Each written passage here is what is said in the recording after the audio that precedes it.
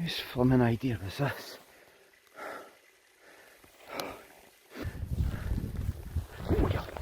What? Oh, what a fantastic little bit.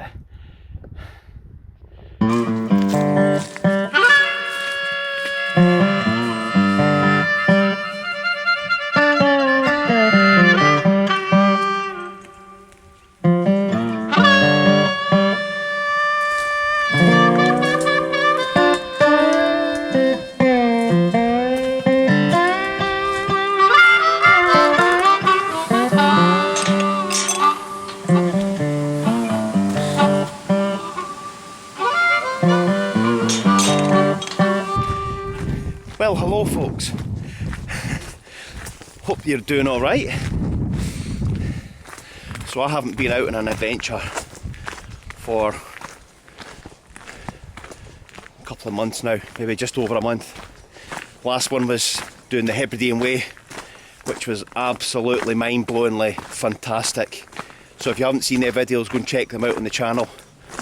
But first and foremost, I'm Steve, and I'm a Scottish wild camper, hiker, adventurer, long distance trails, you name it, I'll kind of give it a go. And yeah, welcome to the channel if you've never been here before. So as I said, the last trail I was on was the Hebridean Way back in July into August. So here we are on another adventure, just for a night, and this is not too far away. So the body of water behind me here is of course Loch Trool. I've done a hammock camp just in that woodland, just in the wee point there. Brilliant, so I'll link the video in at the end if you're interested in that. But this is Dumfries and Galloway, absolutely beautiful part of the country. A very, very vast piece of ground, thousands and thousands of acres, miles of acres. It's absolutely beautiful. So much to describe in here. It's the dark sky place, there's acres of forestry, loads of trails, wildlife, red kite centres. So if you're into camping, if you're into caravanning, glamping, all that sort of stuff, mountain biking trails through here, this is a place you want to check out. Dumfries and Galloway and into the forestries. Absolutely stunning. So I'm back out in here doing another little camp, and I brought my fishing rod. I brought a couple of bits of kit which I'm going to talk about. Never really talk about kit anymore. I just get on with my camp. But this is a nice easy one today, and so I'm going to talk about kit. I've got something with me that I've had for a while and I've never ever used. I bet we've all got something there, eh? Never used it for a while. Piece of plenty of camping kit that we don't use. Well, today's the day. So I'm on a little adventure to a beautiful little place. Never been here before in this little bit I'm going to, so it's all full of surprises. Anyway, I've got a trail to get going on. I'll catch you when I'm there. Well, this is a familiar spot.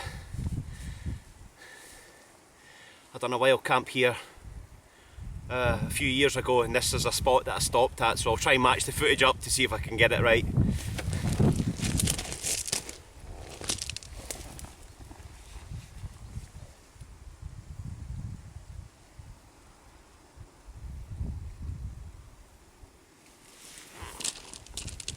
I'm pretty certain this is the spot.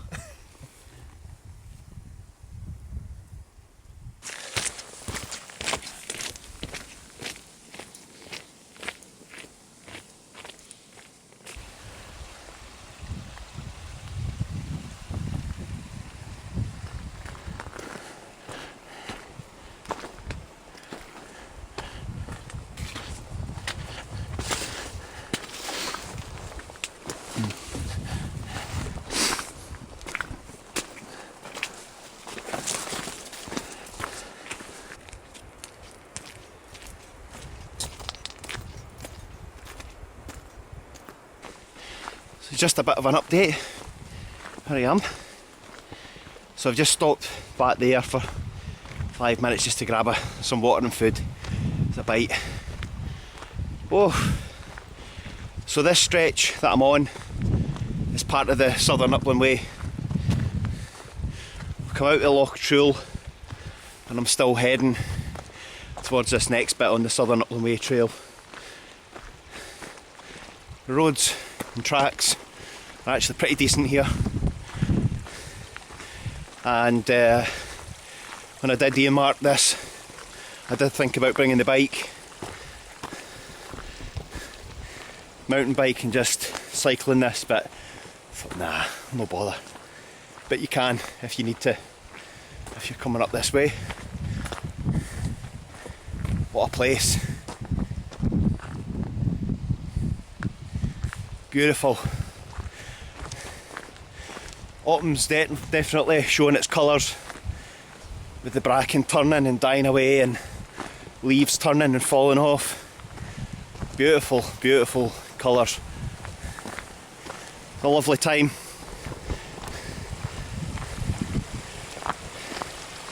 And this is when we have to make that decision with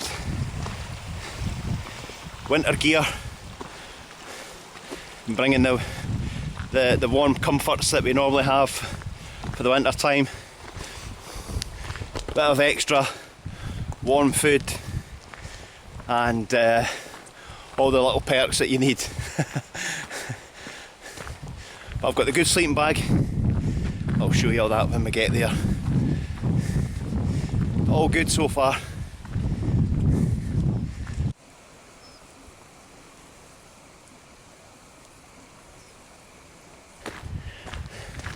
This is one of these camps where I feel like I'm not prepared.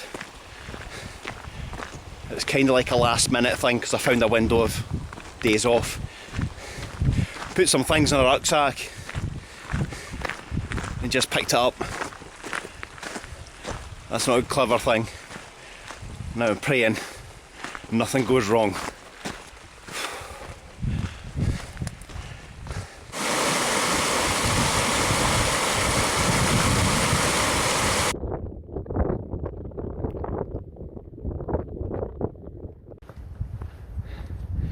So this is actually a longer walk than I thought. So much for my planning, or lack of planning I should say. So another issue that I've hit, just going back over what I said, was this was a last minute camp, and I just put some things in a bag, food, bits and pieces, picked it up and went, and I've just ran out of memory card on my camera, a big camera, so I'm now resorted to my quite useless and outdated phone. So I do have a battery bank to charge it, but that's going to be it. So this is what I've got to work with, and that's it. So we're thrown into the deep end now, and whoa, yeah, this is it.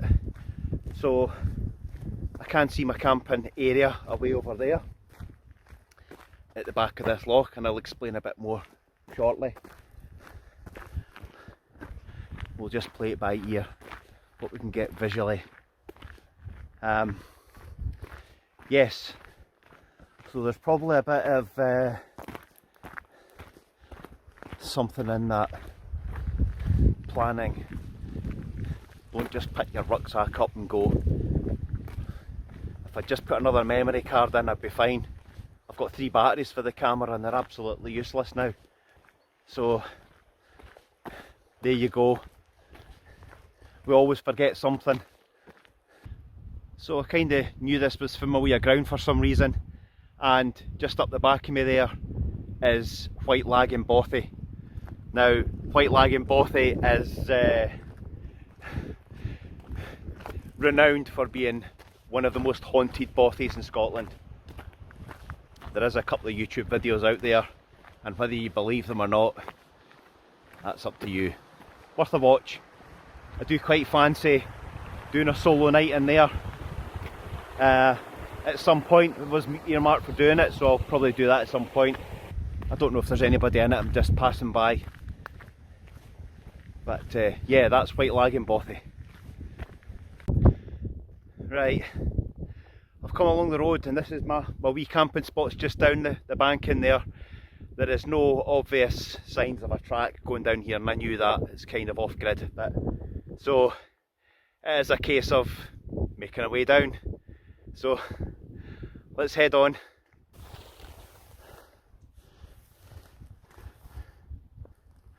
This is definitely going to be a nightmare. No wonder there's no track down here. So to save all the hassle, I'll see you when I'm down there.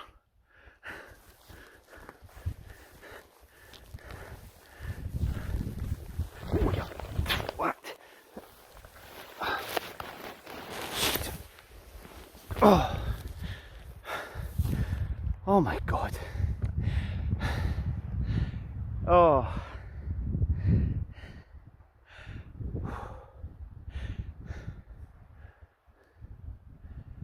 No wonder there's not a track.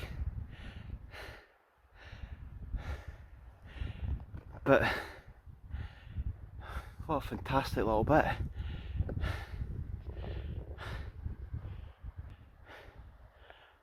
What a nice little bay. A little beach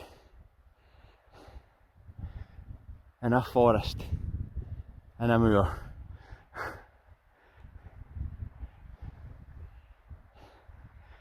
Right, let's get down there. Here we go.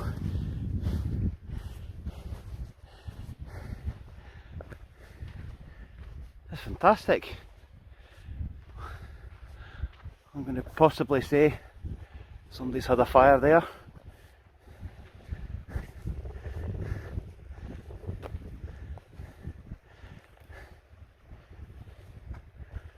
I'm going to say pretty good. Not a bad relocation.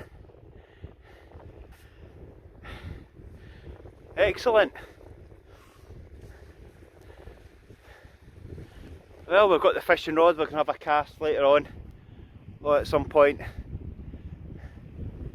Feels like a little bit of wetness, so possibly going to get this tent up first now, and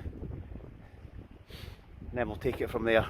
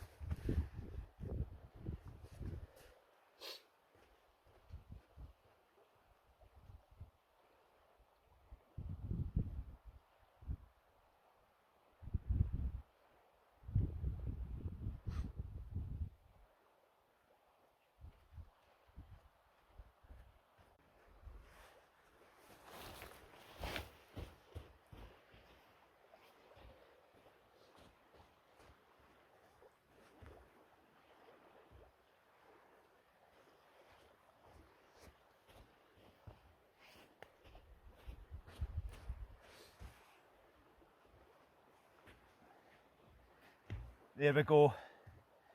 So just by putting these heavy stones on top of the pegs, that'll stop them popping out, because it's actually, they're quite loose inside that sand there, so they're not proper sand pegs. So fingers crossed that should help. I think the wind's died down a bit, so that's a bigger help as well.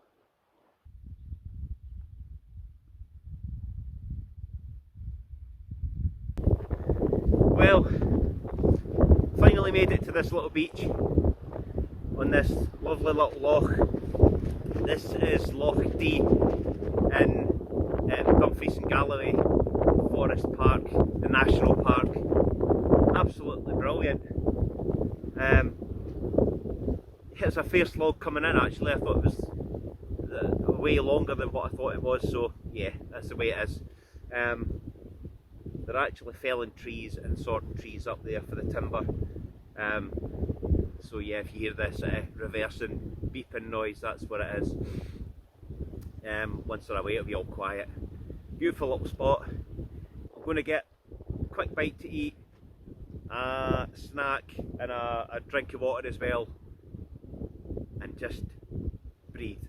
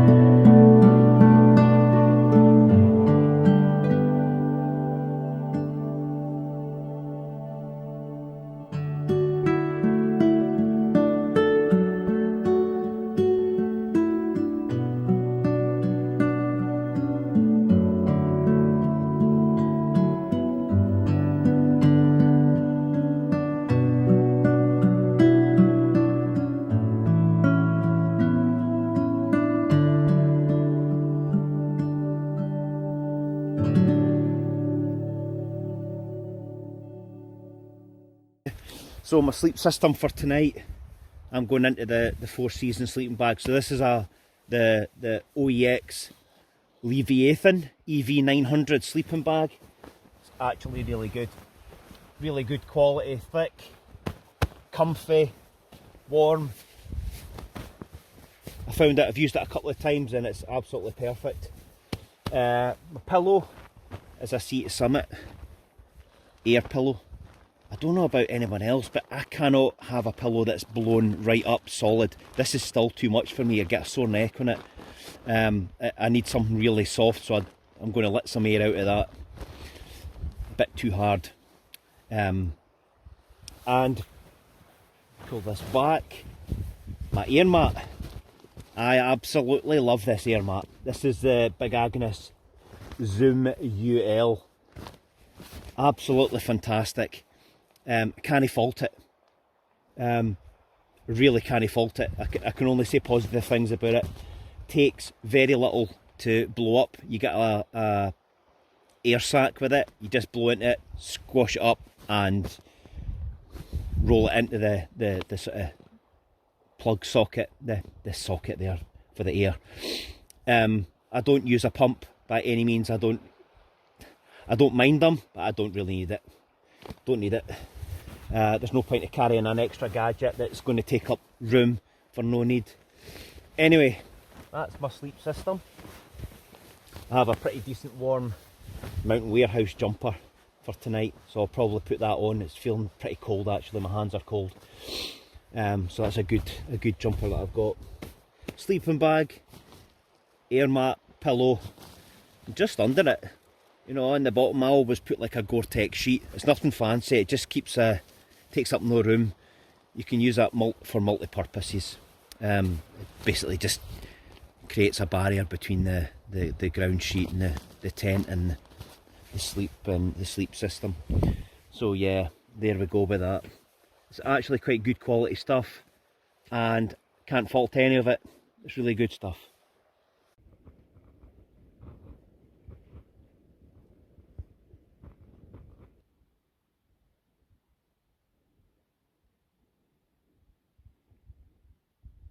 Okay, so I've had this rucksack for a wee while and done a good few outings on it, and it's absolutely perfect. Can't fault it either. It's a really good rucksack. By the way, I'm not sponsored by anybody here. This is all my own kit. This of course is the Rook, Osprey Rook 65. It does exactly what I need it to do. I don't need anything fancy. Because it's like a lower end of Osprey's range, you don't get like tie straps or anything on, or pouches on the front of it. So basically what I've had to do is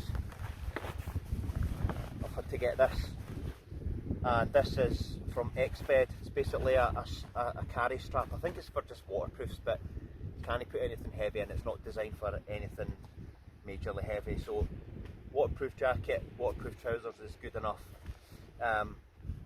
It just goes onto a couple of bungee straps and ties on through the loops. Once the rucksack's all packed up, it's a lot more secure.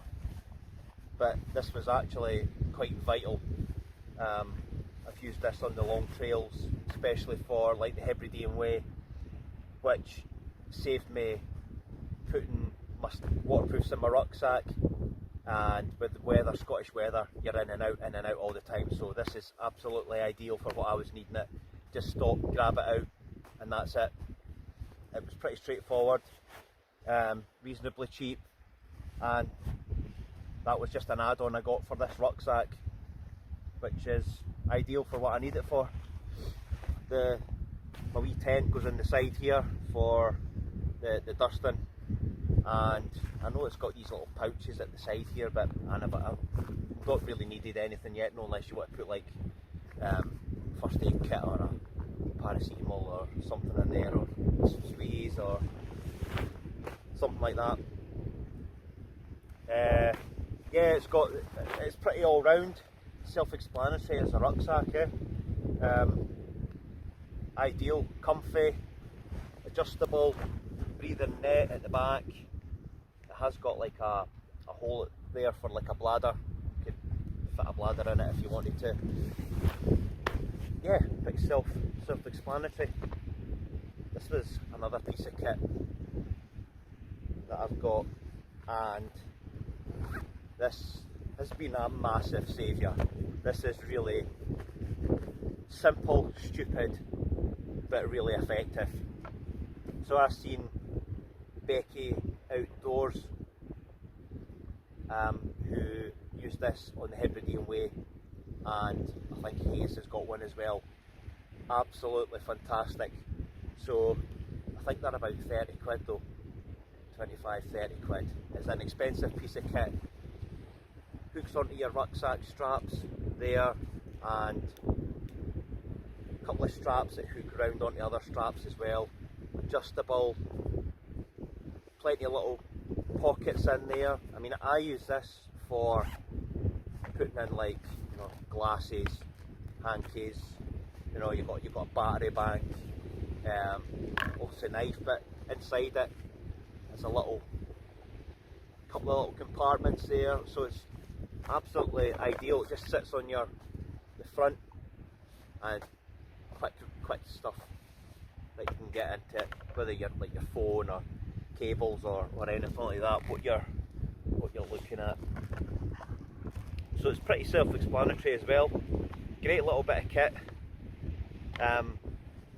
You'll probably see if you've watched the Hebridean Way Trail videos, I've got this on all the time, and 210 miles later, on and off every day, 13 days, it's as good as new, brand new.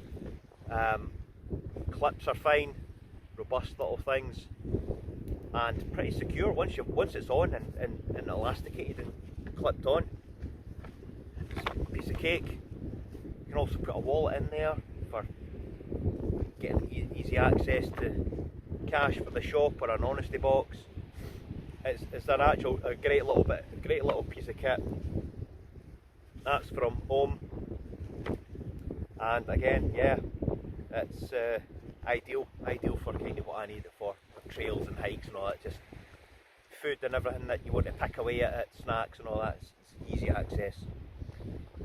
So there you go. That's just a couple of bits of kit so far. I have got another little bit of kit there that I was saying earlier that I have had for a while but I've never used. So today I'm going to use it. So we'll get that on shortly and we'll see what it's like. Anyway, I'm going to put this away before it rains. And it better not. Right, the other bit of kit that I brought that I was saying, I've had this for ages and I've never used it, probably because I've got my go-to equipment. I don't actually need this, I just bought it because I quite fancied trying it. So this little thing is the Trangia burner. Pretty simple, light little gadget. I don't actually need one. I just quite fancied probably the simplicity and just how lightweight it is, compact. That's basically why I got it.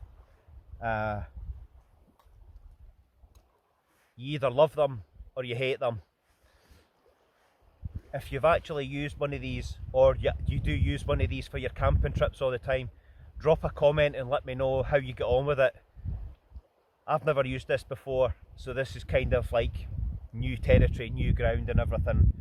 I've always been with the gas, simple, or the little box fire, but that's kind of like a novelty thing. So basically the liquid, instead of buying the great big bottle there, I've just sort of put it into these little tiny bottles, which is a lot easier for transferring it. It's only for the night anyway. I do have this. It's not something I use all the time for light and stuff, very rarely. So we'll try it anyway.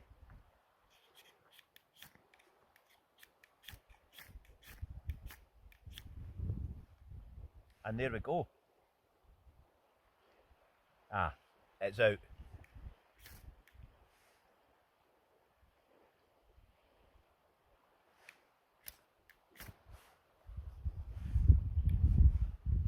It is quite difficult to see, but with it getting a little bit darker now, I don't know if you can see that, but that actually is lit. So I think we'll just make our coffee.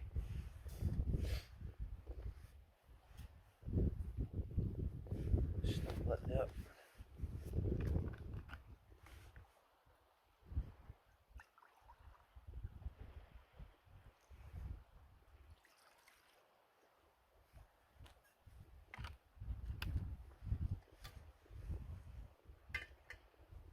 Right.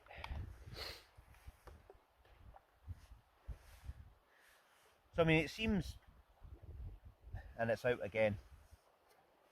So if I'm doing something wrong, please let me know if I'm doing it. I have seen people using this little thing, and I get that that's an air vent valve kind of type thing. and that's obviously the cap that goes on the top for the liquid.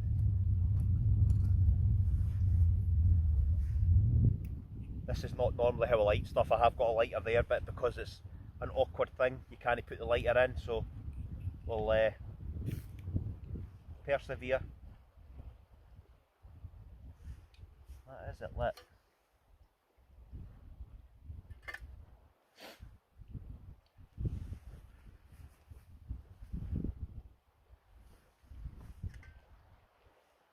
Nope, it's still lit there.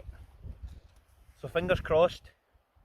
So what I'll do is, this is probably going to take a wee while to set up and boil. So I'll get back to you when it's ready. Okay, we're probably ticking on about 5 minutes or so now. I don't know if that's normal for one of these things or not. It's still burning, so it's doing something great. I had to put the heat shield, windshield round about it, just to see if I could help speeding the process up with a breeze knocking it. The only downside I'm probably going to say is it's in a mess tin, and if it was in a pot, there was a lid on it, it might have helped produce more heat inside a lot quicker. But it's not far away there. It is sort of bubbling slightly, but obviously because this is fresh water out of tap, it doesn't need to be boiling. I don't like boiling water in my tea, but if you were boiling that from filtered water, I would probably say you'd have to boil it, so you do want it boiling so you know you've killed a lot of germs. So the process would be even longer. Anyway, it's good enough for me then now.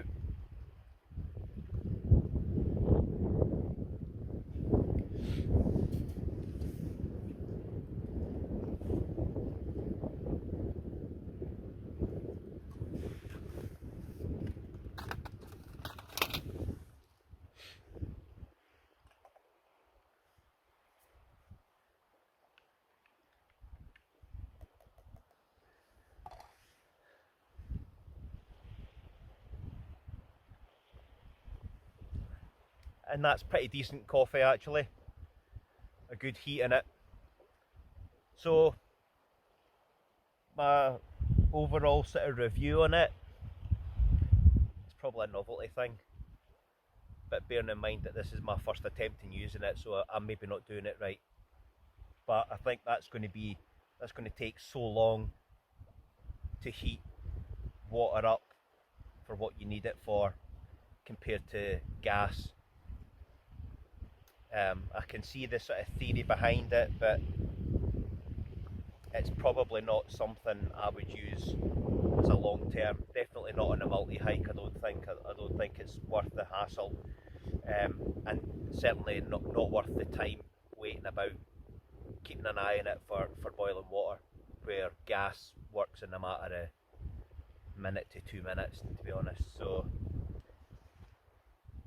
anyway, so there you go, that is the wee Trangia burner. Nice enough, but probably not something I'm going to be using much of. There we go. But it's made my coffee, and that's the important thing. And once I finish this, I'm going to put my meal on. Mexican styled rice, and that just needs warmed up, so I don't need to wait for ages. Anyway.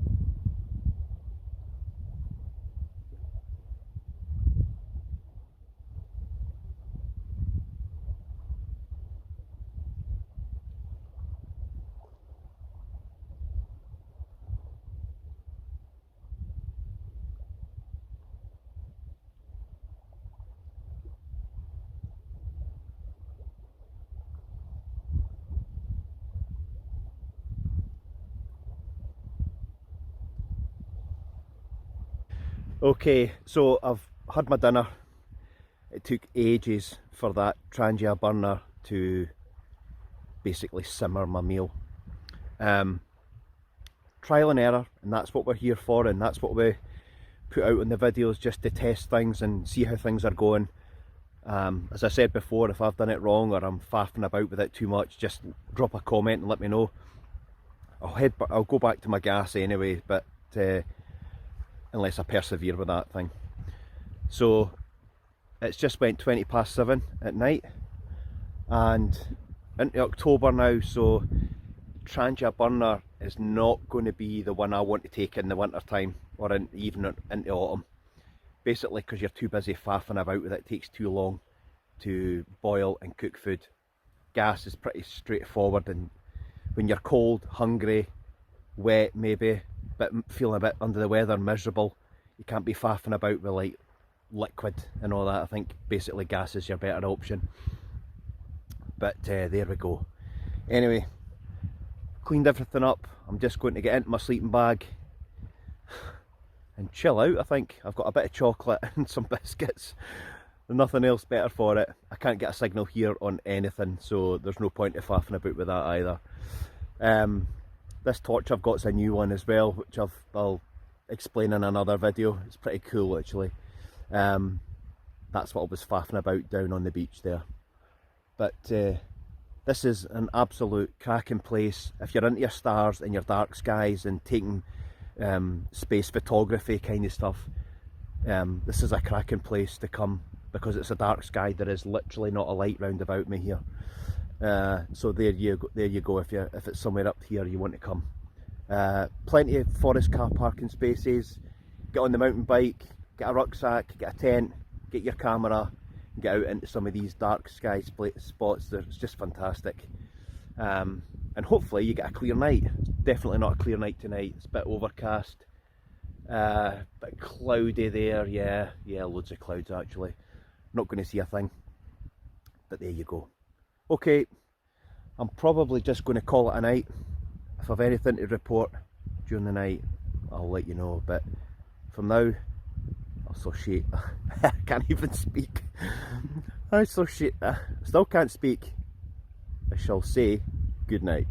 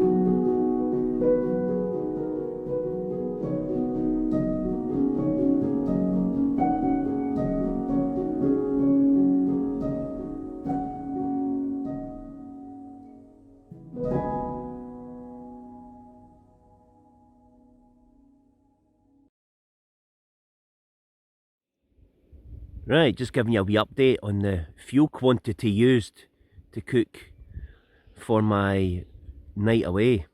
So these two bottles were full of fuel that I got out of camping shop. and obviously I dispersed them into these little bottles just for a night's camp.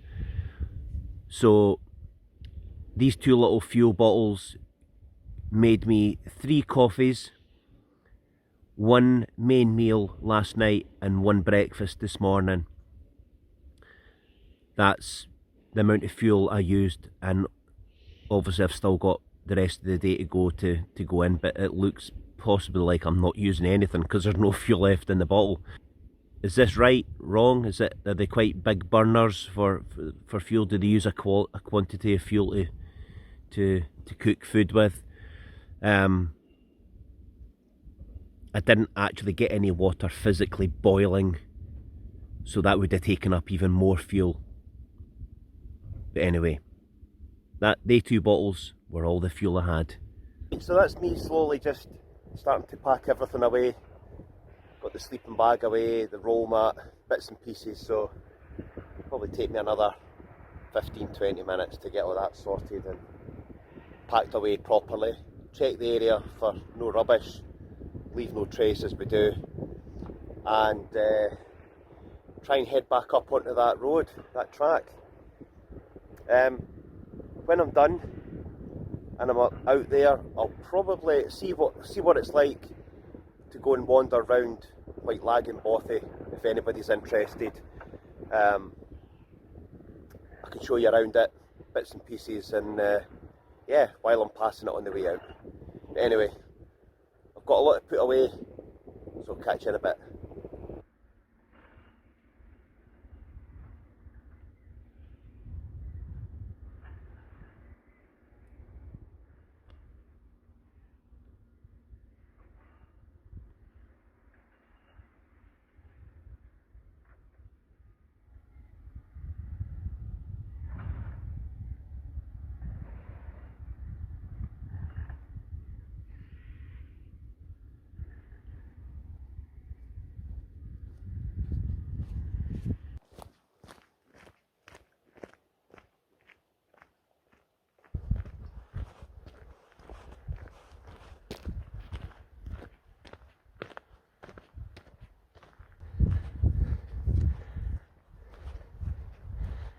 So it's a lovely little cottage.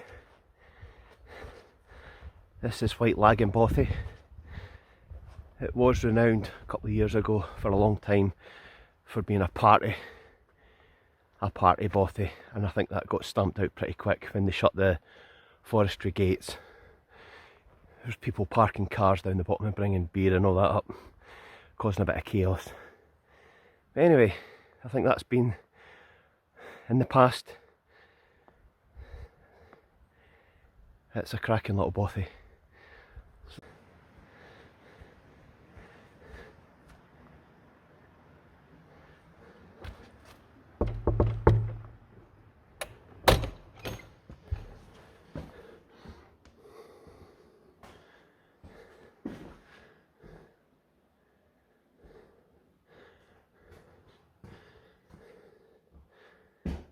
Nobody here.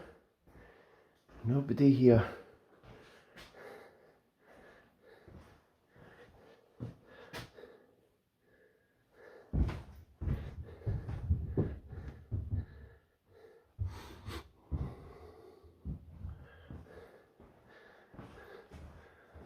So yeah, this is a Mountain Bothy Association bothy,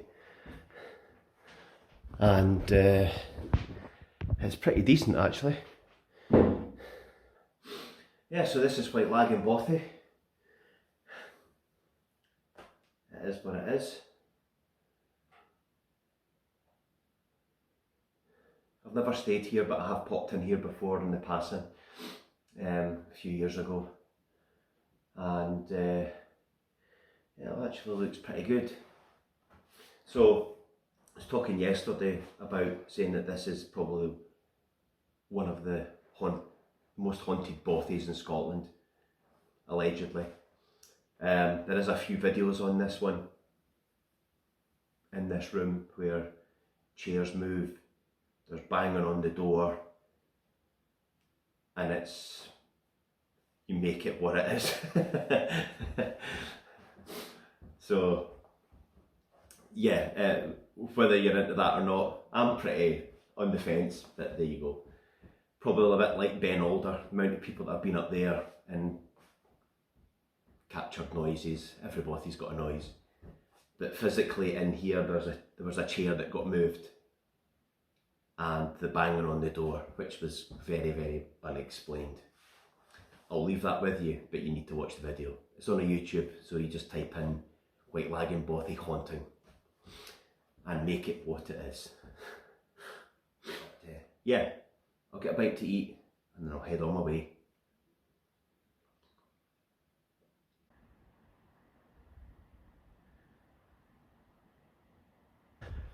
That was White Lagan Bothy. Worth a check out and a wee stop, night stop there if you want. So that's my little adventure over. My little wild camp on the little sandy bay at Loch Dee here in Dumfries and Galloway. I'll try and link in the description a few bits of my kit if you're interested or want to know more about it. Anything I haven't said, drop a comment and I'll try and chase that up. But again, if you're new to the channel, thanks very much for stopping by. Good to have you on board. If you fancy that, you can hit the subscribe button. Be good. Anyway, my adventure's over. I'm heading back to the car, so I'll catch you on another one. Cheers for now.